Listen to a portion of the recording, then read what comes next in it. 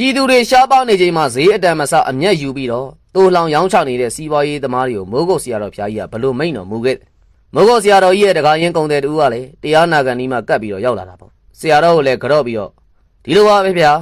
ဒီအချိန်မှာတပည့်တော်လှောင်ထားတဲ့ကုန်တွေကအပြင်မှာရှားပေါက်နေချိန်ဆိုတော့ဖောက်တယ်တွေကလက်မလဲအောင်ဖြစ်နေလို့မနှင်းဖြတ်ခဲ့ရတယ်လို့ရှောက်တာပေါ့ဆရာတော်ကြီးကလည်းအလို့ဆိုတာကတော့ကိုကအနားမယူတတ်ရင်မသိမချင်းရှုပ်နေမှာပေါ့ကွာလို့ဆိုတော့လေဒီလိုလည်းမဟုတ်သေးဘူးဆရာတော်စီးပွားရှာပြည်နာမဆိုသလိုပဲအခုလိုရှားပေါက်နေချိန်မျိုးမှာပို့ပြီးတော့ရောင်းကောင်းတာလေတခါကြီးသုံးနှုံးတဲ့စကားပုံကိုကြားလိုက်ရတော့ဆရာတော်ကြီးကလည်းတိတ်ပြီးတော့မှနှိမ့်ချိုက်တဲ့သဘောနဲ့ကြည့်အေးတုတ်တန်မှာအလောင်းကောင်တူးမြုပ်ပြီးတော့အသက်မွေးနေကြတဲ့ဒွန်ဆန်သားတွေလည်းမင်းတို့လိုပဲကွာသူများတွေငိုကြီးချက်မနဲ့အလောင်းကြီးထမ်းလာတာမြင်သူတို့ကပြုံးတာပဲသူများငိုရလေလေသူတို့ကဝေငွေကောင်းလေဆိုသလိုဖြစ်နေတာပေါ့ကွာအခုလဲမင်းတို့ဟာသူများအခက်တွေ့လေလေမင်းတို့ကပျော်လေလေဆိုတော့ဒါဒွန်ဆန်သားပျော်နေကြတာမဟုတ်ဘူးလားလို့မိန်ကြတာပေါ့